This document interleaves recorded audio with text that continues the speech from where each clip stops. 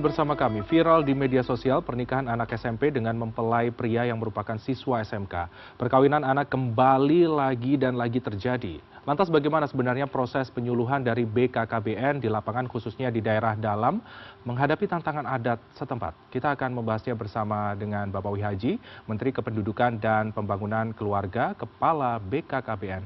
Halo, selamat sore Pak Wihaji, apa kabar? Sehat Pak?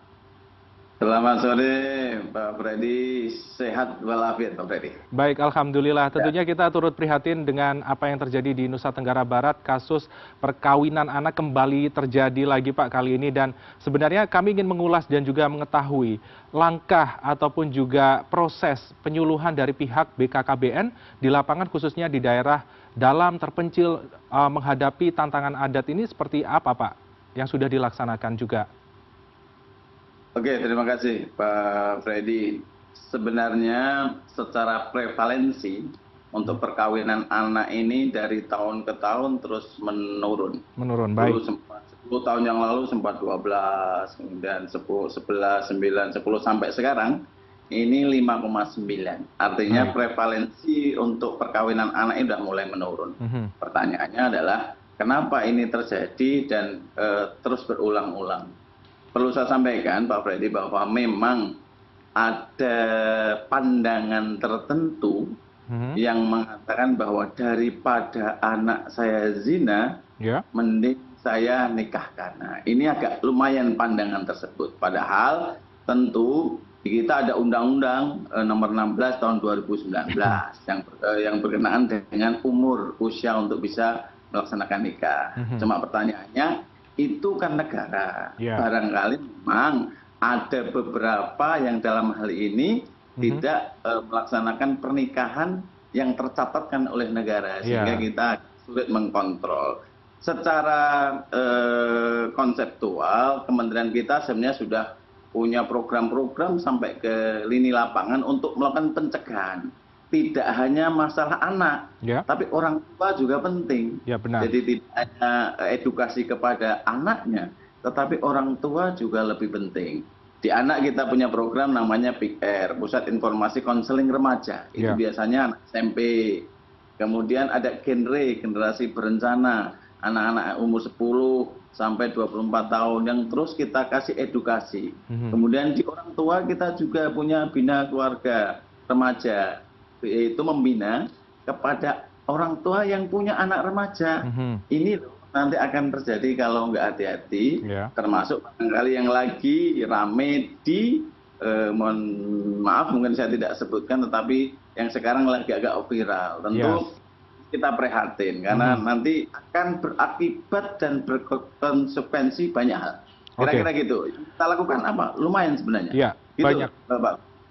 Tentunya Pak Wihaji, tadi beberapa program sudah disampaikan oleh Anda, baik terkait PIKR, yang ini adalah menyasar anak-anak SMP, setelah itu juga genre, setelah itu juga bina keluarga remaja. Ini adalah salah satu bentuk program-program yang sebenarnya positif muatannya untuk bisa memberikan edukasi kepada masyarakat, tidak hanya remaja, tapi juga orang tua, bahkan keluarga sendiri untuk melakukan pencegahan. Lantas, apabila kasus ini Pak, untuk pernikahan dini kembali lagi terjadi, dan angkanya tadi Anda menyebutkan adalah 5,9%, apa yang akan terjadi, apa yang menjadi ancaman juga yang dihadapi negara apabila pernikahan anak ini terus berulang dan kembali terjadi?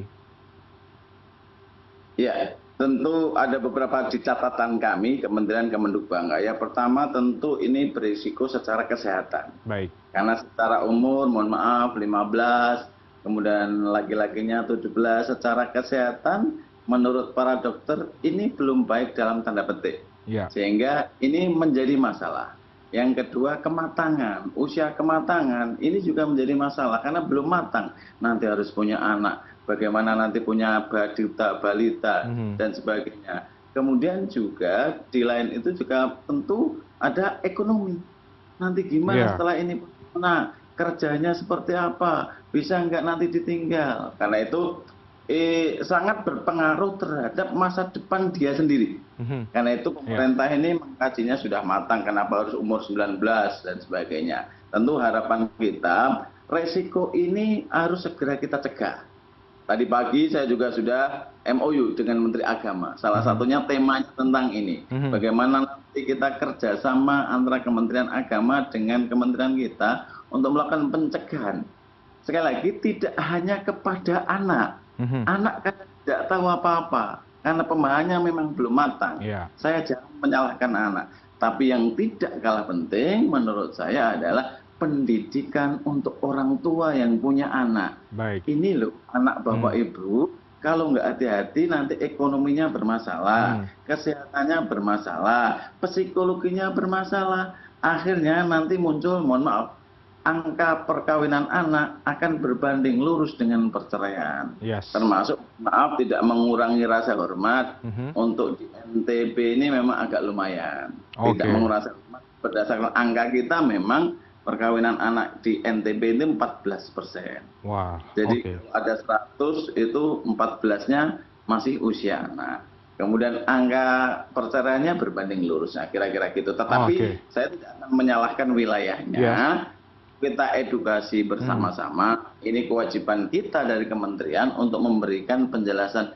Ini loh keluarga berencana, hati-hati. Nanti kalau anak sudah dinikahkan, yang terjadi ekonominya kurang baik, psikologi kurang baik, kesehatannya juga punya resiko stunting yang cukup tinggi. Karena salah satu sebab stunting adalah pernikahan dini. Gitu, Pak Freddy. Benar, sependapat dengan Anda. Tentunya untuk menikah itu perlu persiapan fisik, persiapan mental, setelah itu juga mungkin material juga, dalam hal ini adalah finansial yang bisa menjadi buah untuk membangun rumah tangga yang bisa, walaupun tidak sempurna, tapi bisa menjadi keluarga yang sejahtera. Kurang lebih seperti itu ya Pak Wihaji. Dan tentunya pengawasan MOU sudah dibuat oleh pihak Kementerian BKKBN, setelah itu juga dari Kemenak juga sudah melakukan kerjasama yang nantinya ke depannya ini bisa menjadi satu langkah positif untuk menekan angka pernikahan dini di semua wilayah Indonesia. Lantas, Pak Wihaji, yang ingin kami ketahui juga bahwa ini masyarakat juga mengetahui terkait kondisi update terkini bahwa dari pihak orang tua si anak yang ada di Nusa Tenggara Barat ini yang melakukan pernikahan dini sudah diamankan pihak kepolisian. Lantas, sebenarnya bagaimana Pak aturan untuk mengatasi orang tua yang masih ibaratnya keras kepala atau ngeyel gitu, mengawinkan anak di bawah usia yang sebenarnya ada aturan undang-undangnya. Lantas, apakah langkah yang dilakukan oleh pihak tertentu mempolisikan orang tua ini sudah benar atau tepat sasaran untuk memberikan efek jera tidak diikuti oleh orang tua lain? Apakah benar seperti itu, Pak Wihaji? Pandangan Anda?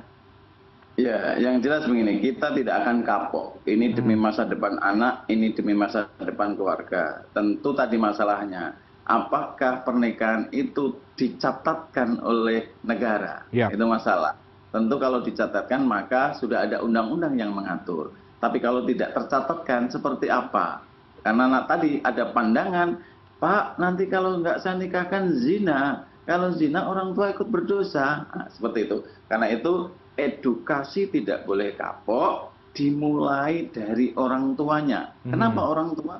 Karena yang mengerti dan punya pandangan yang agak matang dan punya pengalaman hidup ketika beliau menikah, tentu akan bisa bercerita. Nanti kalau menikah akan terjadi begini-begini. Maka yang lebih urgen menurut saya adalah bagaimana memberikan edukasi kepada orang tua yang punya anak remaja, yang punya anak potensi untuk pernikahan dini, yang punya anak yang perlu edukasi.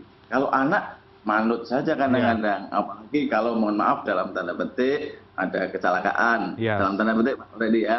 Tapi di luar itu, Ibu, Bapak daripada saya zina, saya minta nikah Bapak Ibu. Nah, itu kadang-kadang yang tentu ada perdebatan. Tetapi begini, bagi kementerian kita adalah mencegah itu menjadi kewajiban.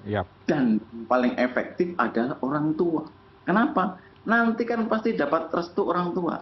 Pembiayaannya kalau umur segitu mungkin saya sih ya yakin masih orang tua terlibat dalam pembiayaan. Tentunya. Karena itu orang tua menjadi faktor penting untuk kita lakukan edukasi yang kita sebut dengan bina keluarga remaja. Kita membina kepada bapak ibu orang tua yang punya anak remaja. Hati-hati ya, hati-hati. Kira-kira begitu. Ya, kurang lebih jadi salah satu remindernya ya Pak, program Bina Keluarga Remaja yang Bapak sampaikan ini untuk bisa lebih aware juga kepada orang tua, jangan sampai anaknya lepas kendali ataupun juga lepas dari pengawasan, karena ini penting juga untuk masa depan sang anak. Lantas Pak Wihaji, terkait program juga, adakah intervensi yang sedang ataupun juga tengah disiapkan? Tadi Anda menyebutkan ada MOU dengan pihak Kementerian Agama, lantas kira-kira ini apa saja boleh di-spill untuk detail terkait persiapan-persiapan tersebut, dan ini pun juga berkaitan juga yang kami maksudkan terkait bonus demografi ke depannya.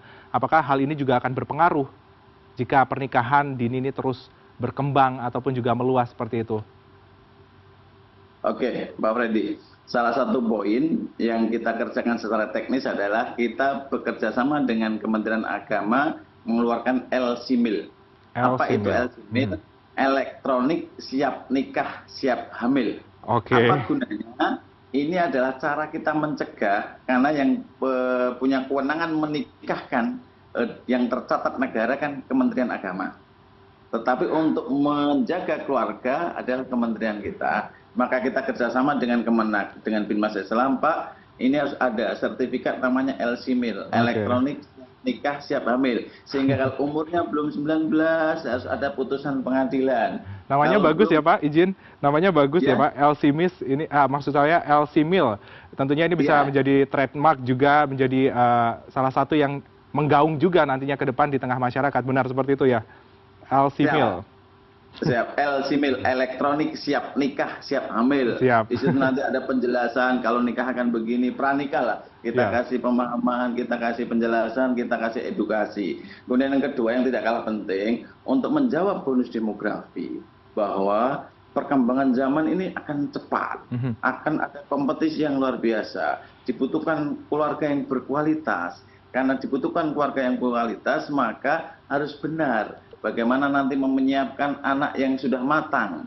Mohon maaf, umur 19 rekomendasi dari undang-undang, walaupun di kementerian kita umur 21 minimal, tapi undang-undang 19.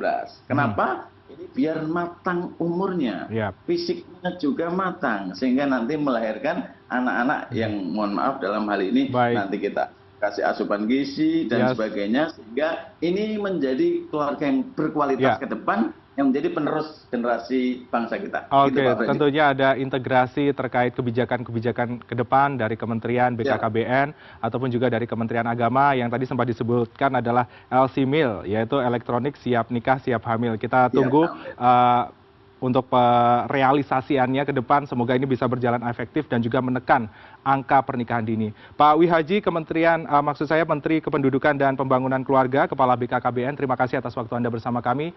Selamat beraktivitas, salam sehat, sukses selalu Pak Wihaji.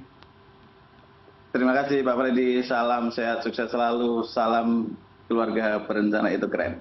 Baik, terima kasih.